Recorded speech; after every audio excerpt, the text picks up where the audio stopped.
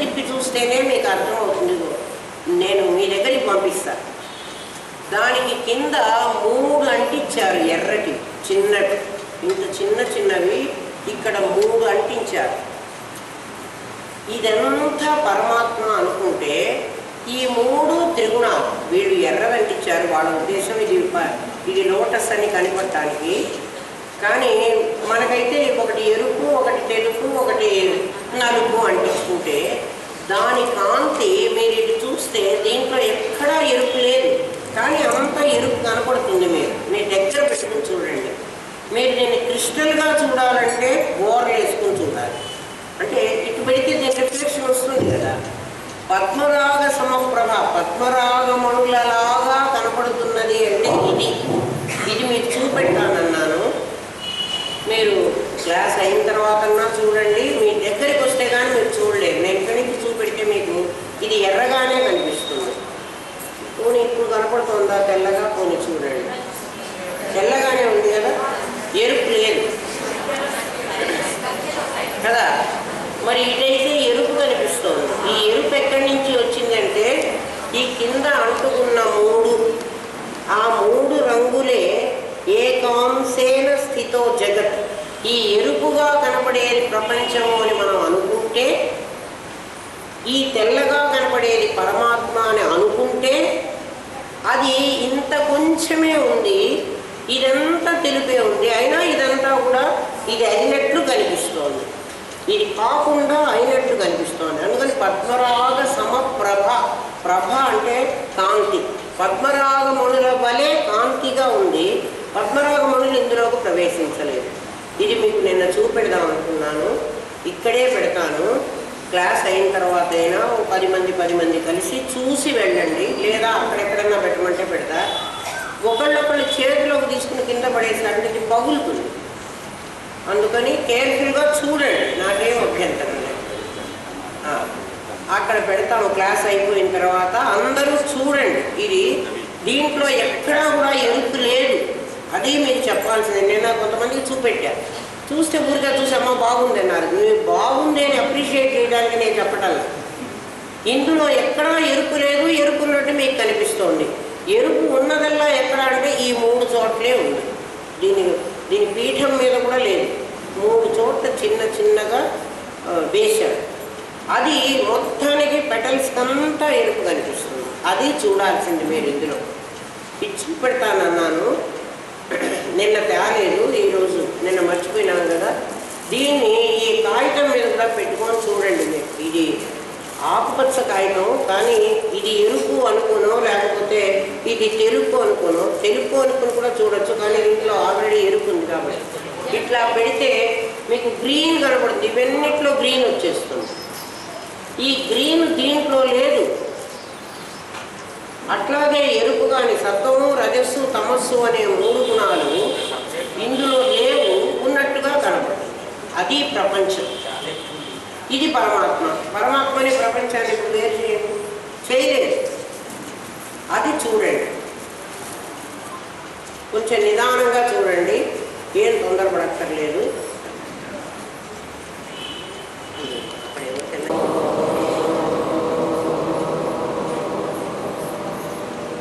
అఖండ మండలాకారం వ్యాప్తం యేన చరాచరం తత్పదం దర్శితం యేన తస్మై శ్రీ గురవే నమః.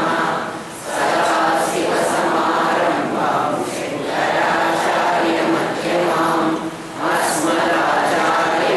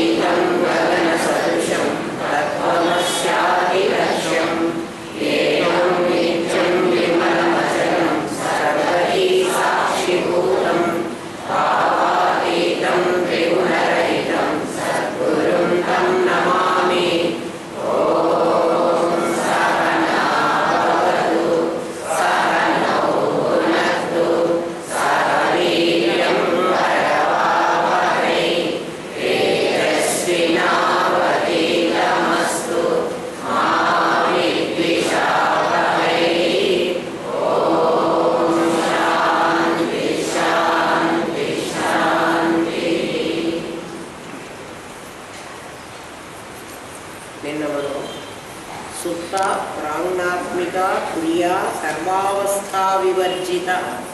సర్వావస్థా వివర్జిత అన్న పదంలో సర్వ అవస్థలు అంటే జాగ్రత్త అవస్థ, స్వప్నావస్థ, సుషుప్తి అవస్థ, మనకు 3 అవస్థలు తెలుసు. ఈ 3 అవస్థలు సున్నాలాగా ఉండేటట్లయితే ఖచ్చితంగా 4వ అవస్థ ఉండాలి. ఉండకపోతే తెలియదు. ఇంకోటి ఏమిటంటే సర్వ అవస్థలు వదిలినటువంటిది తుల్య అనేటువంటి అవస్థలో అమ్మవారు ఉంటుంది అన్నదానికి మనకు తెలిసిన ఉపమానం ఏమిటి అంటే ఒక నిలబడిన వాడికి ఒక తిరుగుతున్నది కనపడుతుంది. ఒకడు నిలబడి ఉంటే వాడికి తిరిగే వస్తువు కనపడుతుంది.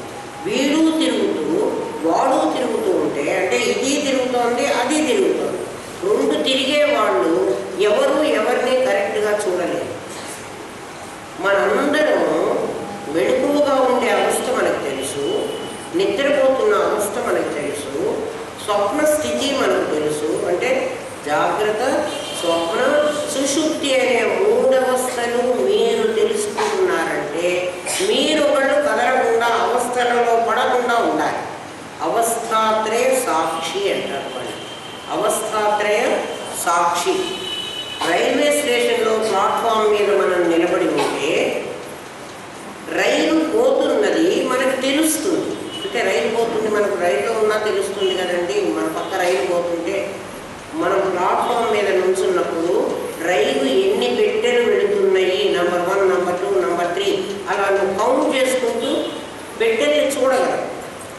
నువ్వు కూడా రైల్లో ఉండి మనం ఒకసారి రైల్లో ఉంటాం, పక్కన ఇంకో లైన్ మీదకి ఇంకొక రైలు వస్తుంది, మన రైలు కదులుతోంది, ఇంకొక రైలు కదులుతూ ఉంటుంది. అట్లా ఎప్పుడున్న డబుల్ లైన్స్లో వెళితే మనం చూస్తాం. ఆ రైల్లో ఎన్ని పెట్టెలు ఉన్నాయి నువ్వు కనుక్కోగలవా? ఎందుకు కనుక్కోలేకపోతున్నావు? ఆ రైలు ఎన్ని పెట్టెలతో వెళుతోంది నువ్వు స్టేషన్లో నిలబడ్డప్పుడు నీకు రైలు ఎన్ని పెట్టెలు వెళుతున్నాయో తెలుసు. నువ్వు రైల్లో కూర్చుని వెళుతూ ఉన్నప్పుడు ఆ ఎదుటి రైలు పోయిందని తెలుస్తుంది. ఎదుటి రైలు ఎన్ని పెట్టెలు వెళ్ళినాయి మనం అలా కనుమరుగై చూసేటప్పటికీ అది దాటిపోతుంది మనకి. ఎందుకు అంటే మనం కదులుతూ ఉన్నాం, అది కదులుతోంది. అది నేను చూడగలుగుతున్నాను అంటే నేను కదలకుండా ఉంటేనే అది చూడగలను. ఒక కదలని వాడు ఒక కదిలేదాన్ని గ్రహించగలడు. మనం ఇప్పుడు ఈ 3 అవస్థలు గ్రహిస్తున్నామంటే అది రీజన్. గ్రహిస్తున్నాం కదా అందరం. నేను ఇప్పుడు జాగ్రత్త అవస్థలో ఉన్నాను, నేను అప్పుడు నిద్రపోతున్నాను, నేను అప్పుడు కలగంటున్నాను అని నువ్వు అనుకుంటున్నావే. ఆ నీవెవరు అంటే కదలకుండా ఉన్న తుర్య అవస్థలో ఉన్న 4th డైమెన్షన్. నీ 4th డైమెన్షన్ ఉంది అని నీకు ఎట్లా తెలుస్తోందంటే నువ్వు ఎటువైపు నుంచి చూసినా నీకు 3 డైమెన్షన్ తెలుస్తుంది. ఆ 4వది దాన్ని నువ్వు చూస్తున్నావు, అందులోనే నువ్వు ఉన్నావు. ఇవన్నీ నీ మీద వస్తున్నటువంటి అవస్థలు, నీ దేహం పొందుతున్నటువంటి మార్పులు. అందుకని నీవెవరు అంటే అవస్థాత్రయ సాక్షిని. అవస్థలు నేను కాదు, అవస్థాత్రయానికి నేను సాక్షిని. అప్పుడు నన్ను ఏమంటారంటే సర్వ అవస్థ వివర్జిత. సర్వ అవస్థలు నేను వదిలేసిన వాడిని. వదిలేయాలంటే నేను ఎట్లా ఉండాలి? అవస్థలకు అంటుకోకుండా ఉండాలి. అవస్థలకు అంటుకోకుండా ఉన్నవాడే అవస్థను వదిలేయాలి. అది నేను వదిలేసిన వాడిని. వదిలేస్తే అది వేరు కదండి, నేను వేరు కదా. అప్పుడు అద్వైతం ఎట్లా సిద్ధిస్తుంది? మీ ప్రశ్న ఆలోచించండి. నిమిషాలు గంటల్లో ఉంటాయి. గంటలో నిమిషం ఉంటుంది. ఒక గంటలో 60 నిమిషాలు ఉంటాయి. నిమిషాల్లో 15 నిమిషాలు గడిచింది అనుకుందాం. నేను ఇక్కడికి వచ్చి కూర్చుని 15 నిమిషాలు అయింది. ఇప్పుడు 15 నిమిషాలు నాకు కౌంట్ తెలుస్తూ ఉంటుంది. ఒక గంట అయిపోయిన తర్వాత నేను గంటన్నర క్లాస్ పూర్తి చేసి నేను బయటకు వస్తాను. నా గంటన్నరలో ఈ 15 నిమిషాలు ఉంటాయో ఉండవు. అంటే ఈ 15 నిమిషాలు ఏమైపోయినాయి? నా గంటన్నరలో కలిసిపోయాయి. అట్లా గంటలు రోజులు, రోజులు నెలలో, నెలలు సంవత్సరాల్లో, సంవత్సరాలు యుగాల్లో, యుగాలు కల్పంలో, కల్పం పరమాత్మలో, ప్రళయంలో, ఇలా మర్జ్ అయిపోతూ ఉంటాయి, అవి వేరుగా లేవు. అర్థమైందా? తురీయం అనేటువంటి ఒక స్థితిలో జాగ్రత్త లయమైపోయింది. ఇక్కడ మీరు అర్థం చేసుకోవాల్సింది ఏమిటంటే, జాగ్రత్త అనేది ఒక అవస్థ, ఇది తురి మొత్తంలో 1/4 అని అర్థం చేసుకుంటే తప్పు అవుతుంది. మొత్తంలో ఇది 1/4, స్వప్నం 1/4, సుషుప్తి 1/4 అయితే 3/4 అయిపోయింది. 4వ అవస్థ 1/4 తురీయం అని అనుకుంటే మాత్రం లెక్క తప్పు అవుతుంది. ఎందుకని? అవన్నీ కూడా దీనిలో భాగాలే, కానీ అవి వేరు కాదు. అవి వేరైతే ద్వైతం అవుతుంది, అవి వేరు కాకపోతే అద్వైతం అవుతుంది. మనం చెప్పుకుంటున్నది శంకరుడు అద్వైతం. అద్వైతంలో రెండోది ఉండకూడదు. మరి ఈ 3 ఏమైపోవాలి? నాలో మర్జ్ అయిపోవాలి. నాలో మర్జ్ అయ్యే ఉన్నాయి కదా, దాన్ని ప్రతిలాపనం. నాలో ప్రతిలాపనం చెయ్యాలి. నేను జాగ్రత్త అవస్థను వేరుగా చూస్తున్నా, నేను స్వప్నావస్థను వేరుగా చూస్తున్నా, నేను సుషుప్తి అవస్థను వేరుగా చూస్తున్నా. నేను ఒంటరిగా ఒక్కడిని వేరుగా ఉన్నా, వాళ్ళన్నింటినీ నాలో కలుపుకుంటున్నా. ఎప్పుడు కలుపుకుంటున్నాను? మరణంలో కలుపుకుంటున్నాను. మరణంలో ఈ 3 నాలో కలుపుకుంటున్నాను. అందుకని ఎవడైనా నిన్న చచ్చిపోతే ఇవాటికి మనకు అవస్థలు మారినాయి, కానీ వాడికి మారలేదు. చచ్చిన శవానికి కాసేపు నిద్రపోవడం, కాసేపు వెళ్ళిపోరావడం ఉంటుందా? వాడు చచ్చిపోయినాడు అంతే. వాడు 2 రోజులు ఉంచుకో, 3 రోజులు ఉంచుకో, నువ్వు బాక్స్లో పెట్టుకో, చెడగొట్టుకో, బాగు చేసుకో, నీకు వాడికి సంబంధం లేదు. వాడికి అవస్థలు మారవు. వాడు ఒకటే అవస్థలో ఉండిపోయినాడు. అదేమిటి అంటే గాఢ సుషుప్తి. గాఢ సుషుప్తి అంటే పెద్ద నిద్ర. వాడు చాలా పెద్ద నిద్రపోయినాడు. వాడు ఎప్పుడు లేస్తాడు చెప్పండి? మళ్ళీ ఇంకో తల్లి గర్భంలోంచి బయటకు వచ్చినప్పుడు వాడు లేస్తాడు. అప్పటి వరకు వాడు నిద్రలోనే ఉంటాడు. అంటే పెద్ద నిద్ర, దీర్ఘ నిద్ర అంటారు చూడండి. మరణాన్ని దీర్ఘ నిద్ర అంటారు. అటువంటి నిద్రలో వాడున్నాడు. సర్వ అవస్థా వివర్జిత అన్నప్పుడు సర్వ అవస్థలకు సాక్షి. సాక్షికి ఎప్పుడు సాక్షిత్వంతో రిలేషన్షిప్ ఉండదు, సంబంధం ఉండదు. మీకు ఇంకా అర్థం అవ్వాలంటే ఈ పదాన్ని ఇంకొక రకంగా చెప్పుకున్నాం. ఎన్టీ రామారావు అన్ని వేషాలు వేస్తాడని మనకు తెలుసు. నాకు తెలిసిన వాడిని చెబుతున్నామా? నాకు ఇప్పుడు వ్యక్తులు తెలియదు, మరి ఈ హీరోని చెప్పలేదు అంటే మీరు నాకు తెలియదు. మరి నేనేం తీసేచ్చు. ఒకడు ఉన్నాడు, వాడి పేరు ఎన్టీ రామారావు నాకు తెలుసు.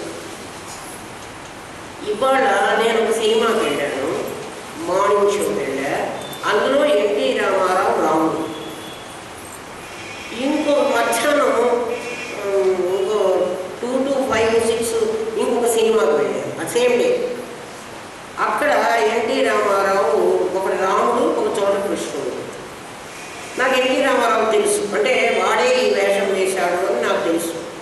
నేను మళ్ళీ 6 o'clock షో కూడా వెళ్ళాను. శ్రావణ సంధ్యాన్ని మన దగ్గర ఒక పెళ్ళి ఉండేది కదా, అట్లాగే మార్నింగ్ షోకి వెళ్ళి, ఆఫ్టర్నూన్ షోకి వెళ్ళి, మళ్ళీ ఎందుకే క్లాస్కి రాలేదమ్మా అని అడిగితే, అమ్మ ఒక టికెట్ శ్రావణ సంధ్య అనే సినిమా ఆ అమ్మాయి చూడాలి, ఆ సినిమా చూద్దామని పోతే నాకు మార్నింగ్ షో దొరకలేదు. అందుకని ఏదో ఒక సినిమా చూసి ఆ టైం స్పెండ్ చేశాను. మళ్ళీ నాకు ఏదో మొత్తానికి 3 షోస్కి దొరకలేదు. చివరికి ఒక షో దొరికితే చూసి వచ్చేసింది. పాపం ఎంతో కష్టపడి. ఈ అన్ని సినిమాలు ఎన్టీ రామారావు సినిమాలు, అవి చూశాను. వీటిల్లో ఒక చోట్ల రాముడైనాడు, ఒక చోట్ల కృష్ణుడైనాడు, ఒక చోట్ల రిక్షా రాముడైనాడు, ఒక చోట్ల ట్యాక్సీ రాముడైనాడు వాడు. కానీ అసలు రాముడు వేరే ఉన్నాడు. అంటే ఇవన్నీ ఏమైనాడు? వాడు ఆ వేషం వేసుకున్నాడు, ఆ వేషం విత్డ్రా చేసుకున్నాడు. నేను వేరే వేరే టైంలో చూశాను, కానీ అవన్నీ కూడా అట్ ఏ టైం చూస్తానన్నా నేను చూడొచ్చు. మరి వాడు వాటిలో కలిశాడా? మరి వాడు కాదా? సేమ్ మ్యాన్, అతనే. నాకు అతను తెలుసు కాబట్టి మీరు ఇప్పుడు ఎవరైనా అడగచ్చు, అమ్మ మీరు ఎవరు చావట్లేదు అంటున్నారు, మా వాళ్ళందరూ చచ్చిపోతున్నారు, ఆ చచ్చిన వాళ్ళని మేము కనుక్కోలేకపోతున్నాం కదా, మళ్ళీ పుట్టారంటున్నారు, ఎక్కడ పుట్టారో ఎలా పుట్టారో మీరు మావాడేనని మేము కనుక్కోలేకపోతున్నాం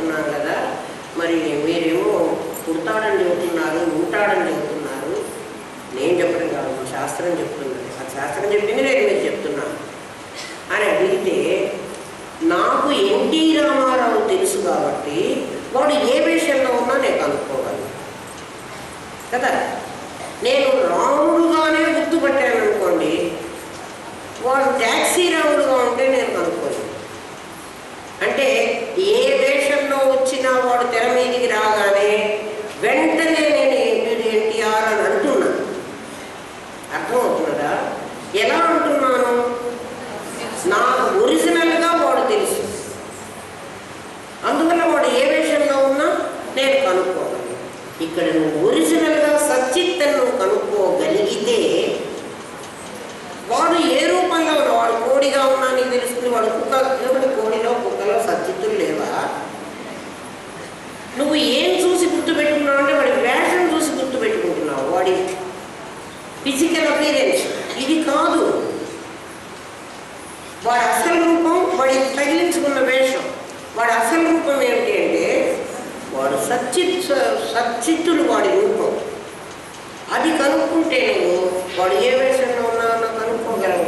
నువ్వు అది కాకుండా వాడి నామరూపాలతో ఉన్న ఆ వ్యక్తిని గుర్తుపెట్టుకుని వాడు చనిపోయినాడని, వాడు మళ్ళీ ఎత్తాడు అని నేను చెప్తుంటే నాకు వాడు కనిపించలేదంటే వాడు ఎట్లా కనిపిస్తాడు? నువ్వే తీసుకెళ్ళి తగలబెట్టుకుంటే ఆ నామరూపాలతో ఉన్నవాడిని నువ్వే కాల్చావు కదా. భస్మైభూతస్య దేహస్య పునరాగమనం కుతః. నువ్వు తగలబెట్టేటువంటి బూడిదైపోయిన శరీరంలో నుంచి మళ్ళీ ఏమొస్తుంది? కాబట్టి నువ్వు తగలబెట్టడం లేదు. ఎవరిని? ఆ వ్యక్తిని తగలబెట్టడం లేదు. మరి ఏం తగలబెడుతున్నావు? వాడి డ్రెస్సు తగలబెడుతున్నావు, వాడి బట్టలు తగలబెడుతున్నావు, కానీ నువ్వు వాడిని తగలబెట్టలే. నీ చేత తగలబెట్టబడనీయకుండా వాడు ప్రేత, వాడు డిపార్చర్, వాడు వెళ్ళిపోయినాడు. ప్రాయిత ప్రేత. అసలు సంస్కృత భాష ఎంత గొప్పదో అది అర్థమైతే చాలు. వాడు దీన్ని వదిలిపెట్టిపోయినాడు. వదిలిపెట్టిపోయిన శరీరాన్ని నువ్వు కాల్చుకుంటున్నావు. గేమ్ రూమ్లో డ్రెస్ వదిలిపెట్టి వెళ్ళిపోయినాడు ఆ యాక్టర్ని కాల్చుకోలేను, డ్రెస్ కాలుస్తున్నాడు. ఆ డ్రెస్ కాల్చి ఇంకో డ్రెస్ తెచ్చుకున్నాడు. వాడికి పంచభూతాలు అంగళ్ళు పెట్టుకున్నాయి. ఎన్ని డ్రెస్సులు కావాలంటే అన్ని డ్రెస్సులు ఇస్తాయి. అమ్మవారు చారు హాసా కదా. ఎందుకని? ఎవడేం కోరితే అది ఇస్తున్నాను నేను. నా పిల్లలకి ఏ వస్తువు నేను తక్కువ చేయలేదు, వారు కోరుకుంటున్నారు. మళ్ళీ ఏమంటున్నారు? చాచా మేము కోరుకోలేము, మీరు కోరుకోకపోతే ఆమె ఎందుకు ఇస్తున్నారా? ఏ జీవితమైనా మనమే కోరుకుంటున్నాం, మనమే దాన్ని అనుభవిస్తున్నాం. ఎందుకంటే లేవాడు కూడా, తెలియని వాడు కూడా, రిక్షా వాడు కూడా ఆ కర్మ. మనం ఒకసారి ఆటో ఎక్కుతున్నాం అనుకోండి, ఆ ఆటో పంచర్ అవ్వడమో, అది నడవకపోవడమో, దానిలో పెట్రోల్ అయిపోవడమో, పాపం ప్రతి 10 అడుగులకి అది ఆగిపోతుంది. మనం ఆటోలో కూర్చోం కదా, నాయన నువ్వు ఎవరికైనా మాట్లాడుకోరా, నేను దిగి వెళ్ళిపోతా, ఇంకో ఆటోలో పోతా అని మనం దిగి వెళ్ళిపోతాం. ఎంత చేసినా ఆటో నడవటం లేదంటే వాడు ఏమంటాడు? అమ్మాయి నా కర్మ అంటే వాడి కర్మే వాడు అనుభవిస్తున్నాడని వాడికి తెలుసు. మరి మనం తెలుసుకోకపోతే తప్పు కదా. ఇది ఎవడో మన ఎత్తిన పెట్టాడంటే తప్పు కదా. ఆలోచించండి, ఎవ్వడూ మన ఎత్తిన పెట్టడం లేదు. అసలు పెట్టడానికి దేవుడు ఏమన్నా అటువంటి శాడిస్ట్కి ఏమిటంటే ఎదుటి వాడిని బాధించి చూసి ఆనందపడేటువంటి స్వభావం. దేవుడు అలాంటి వాడు కాదు. అసలు దేవుడు ఎవరో నీకు తెలిస్తే నువ్వు వాడిని ఇలా అనవు. మనం చేసాం, మనం అనుభవిస్తున్నాం. అసలు చేసాము, అనుభవిస్తున్నాము అనేది కరెక్టా? ఏమీ చేయలేదు, ఏమి అనుభవించలేదు అనేది కరెక్టా? కళ చూస్తున్నంతసేపు కళలో భయపడుతున్నాను, కానీ కళ నిజమా చెప్పండి? కళ నిజం కాదు. అక్కడ ఏమీ అనుభవించలేదు. ఎంతసేపు కళ ఉంటుంది అంటే నిద్రపోతున్నంతసేపు కళ వస్తుంది. కళలో ఉండి వ్యవహారం చేస్తున్నాం. అయితే ఇప్పుడు మీరు కళలోనే బోధ చేస్తున్నారు కదా మా మనం, మీకు కళలోనే బోధ చేస్తున్నారు. కళలో బోధ మీకు మెళుకువలో జ్ఞాపకం రావాలి. మనకు కళ గుర్తుకొస్తుంది కదా, అలాగే కళలో చేసిన బోధ మెళుకువలో జ్ఞాపకం వచ్చి, అరే రే ఇది నా రూపం కాదు కదా, నేను కళలో కూడా ఎక్స్పీరియన్స్ చేశాను, ఇది నా శరీరం కానప్పుడు నాకు ఎందుకు విధాల వదిలేద్దాం అని నువ్వే అనుకోవాలి. వైరాగ్యం అట్లా రావాలి. సర్వ అవస్థ వివర్జిత, సర్వ అవస్థలు వదిలేసి ఉంటుంది. వదిలేసి అంటే దాన్ని వేరు చేసి కాదు, తనలో మర్చి చేసుకుని, తనలో కలిపేసుకుని, సృష్టికర్త్రి బ్రహ్మరూప గోత్రి గోవింద రూపిణి. ఇందాక ఏం చెప్పాడంటే విశ్వరూప జాగరణి స్వపంతి తైజసాత్మిక అని వ్యష్టిలో నీకు చెప్పాడు. వ్యష్టి అంటే నీ ఇండివిజువల్, విశ్వడు తైజసుడు ప్రాజ్ఞుడు అని నిన్ను గురించి చెప్పాడు. సమిష్టిలో తీసుకెళ్ళి నీవేదైతే వ్యష్టిలో ఉన్నావో అదే సమిష్టిలో కదా, అది ఇంకా పెద్దదిగా ఉంటుంది. అక్కడ ఏమవుతుందంటే సృష్టికర్త్రి బ్రహ్మరూప, ఈ ప్రపంచాన్నంతా సృష్టి చేసి బ్రహ్మ అనే పేరు పెట్టుకుని, అక్కడ మరి బ్రహ్మ సప్త అయితే మరి అక్కడ చిత్తు ఉండాలి కదా, అక్కడ సరస్వతి అనే పేరు పెట్టుకుని బ్రహ్మ బ్రహ్మీ ఆవిడ. బ్రహ్మి అంటే సరస్వతి, బ్రాహ్మి అని కూడా అనొచ్చాను. బ్రహ్మదేవుడుగా సృష్టికర్త్రి, కర్త్రి అంటున్నారు కాబట్టి అక్కడ స్త్రీలింగ శబ్దము. సృష్టి చేసింది ఇదేమిటండి, బ్రహ్మగారు కదా సృష్టి చేసింది, అమ్మవారు చేసింది అంటున్నారంటే వాళ్ళిద్దరూ వేరు కాదు. అది కాక సరస్వతీదేవి వీణ వాయిస్తుంటే ఆ శబ్దానికి కదా బ్రహ్మగారు సృష్టి చేశాడు. అది ప్రకాశము, ఇది విమర్శ కదా. ప్రకాశం అనేది అమ్మవారి సౌండ్ బయటకు వచ్చింది, ఆవిడ వీణ ఆపేసింది అంటే ఆయన సృష్టి ఆపేస్తారు. సృష్టికర్త్రి బ్రహ్మరూప, బ్రహ్మ అనే పేరుతో సృష్టి చేస్తున్నది అంటే బ్రహ్మ సరస్వతి. బ్రహ్మ అంటే ఇంద్రుడు సరస్వతి ఇద్దరు. బ్రహ్మరూప గోత్రి గోవింద రూపిణి. గోత్రి అంటే గోత్రి అంటే రహస్యంగా గోవింద రూపిణి. గోవిందుడు అంటే విష్ణువు. గోవింద అని అంటే ఆవులని సంతృష్టి పరిచేవాడు అని ఒక అర్థము. అక్కడ కృష్ణుడు అన్న అర్థం వస్తుంది. గోవిందుడు అంటే గో అంటే వేదం, వేదాన్ని విందు చేసేవాడు. విందు అంటే కొంచెం ఇంత అన్నం పెట్టి పంపించడం కాదు, ఇంత అన్నం పెడితే భిక్ష వేసినది కాదు. విందు అంటే విందు భోజనం, కడుపు నిండా వేదం కడుపు నిండా పెడుతుంది. మనకి పెడుతుంది అంటే మనని పోషించేవాడు. గోత్రి గోవింద రూపిణి. గోవింద అనేటువంటి పేరుతో అప్పుడు విష్ణువు అయితే ఆమె ఏం కావాలి, లక్ష్మీదేవి కావాలి. లక్ష్మీదేవి అయితే ఆవిడ శ్రీదేవి భూదేవి. ఆవిడ మళ్ళీ రెండుగా విభజించబడుతుంది. జడమైనటువంటి భూమిలో నుంచి చైతన్యమైనటువంటి విత్తనాలన్నింటినీ పెంపొందిస్తుంది. అవన్నీ తన చైతన్య రూపాలకే పెడుతున్నది. ఆ పెట్టినవి చైతన్యాలే, తినేవి చైతన్యం. జడం తింటలే, రాళ్ళు రప్పలు ఏం తిండి తింటలే. ఎవరు తింటున్నారు? మనమే తింటున్నాం. మనుషులు ప్రాణులందరూ తింటున్నారు. వీళ్ళందరినీ పోషిస్తోంది. ఎలా పోషిస్తోంది? వీళ్ళని పుట్టించింది సరస్వతి రూపంలో, వీళ్ళని పోషిస్తున్నది శ్రీదేవి భూదేవి రూపంలో. మనందరికీ అన్నం పెడుతోంది. గోత్రి గోవింద రూపిణి. ఇక్కడ సమిష్టిలో సంహారిణి రుద్ర రూప. సంహారిణి సంహరిస్తోంది. ఇదేమిటండి, ఆవిడే పుట్టించి ఆవిడే సంహరించవచ్చునా? తను పుట్టించి తనే సంహరిస్తుంది అంటే ఇంతకు ముందే మనం చెప్పుకున్నాం.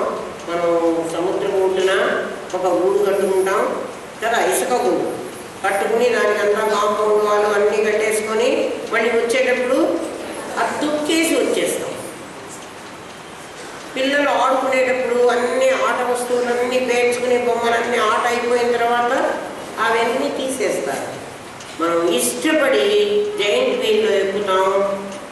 భయపడితే మళ్ళీ నన్ను దించరా నాయన అడిగితే వాడు దించరు. అది ఆగినప్పుడు మనం దిగాలి. మనం కర్మ ఇచ్చి అందులో ఎక్కాము. అది ఆగినప్పుడు మనం దిగుతున్నాం. అందులో మనం భయపడితే అది ఆ జైంట్ వీల్ పెట్టుకున్న వాడి బాధ్యత కాదు. ఈ సంహారం కూడా అలాగే సృష్టి స్థితి లయం సమిష్టిలో జరుగుతున్నాయి. విశ్వ తైజస ప్రాజ్ఞ అనే పేరుతో ఇక్కడ విశ్వ తైజస ప్రాజ్ఞుడు, అక్కడ బ్రహ్మ విష్ణు మహేశ్వరుడు. ఇక్కడ జాగ్రత్త స్వప్న సుషుప్తులు, అక్కడ సృష్టి స్థితి లయ. ఈ రకంగా వ్యష్టి సమిష్టులు రెండూ కూడా జరుగుతున్నాయి. సంహారిణి రుద్రరూప ఇవేమిటంటే తిరోధానకరీశ్వరి. అమ్మ తిరోధానమైంది. తిరోధానమైంది అంటే కిందికి వచ్చింది. ఈ తిరోధానాన్ని ఒకసారి మనం ఆలోచిస్తే ఒక బిందువు ఒక పాయింట్, ఇక్కడ రెండు కలిసి ఉన్నాయి. ఇక్కడి నుంచి ఈ పాయింట్ నుంచి ఇటొక గీత వచ్చింది, ఇటొక గీత వచ్చింది. ఇవి రెండు ఒక నామం ఒక రూపం. ఇది వ్యష్టి, ఇది సమిష్టి. దూరం వెళ్ళే కొద్దీ ఇవి చాలా దూరం అయిపోయినాయి. అయిపోయి కిందికి వస్తున్నాయి. వచ్చి ఏమైంది, ఇక్కడ ఒక గీత గీయండి, ఒక త్రిభుజం ఏర్పడింది. ఇక్కడ ఒక పాయింట్ ఉంది, ఈ పాయింట్ నుంచి స్టార్ట్ చేసాము. నా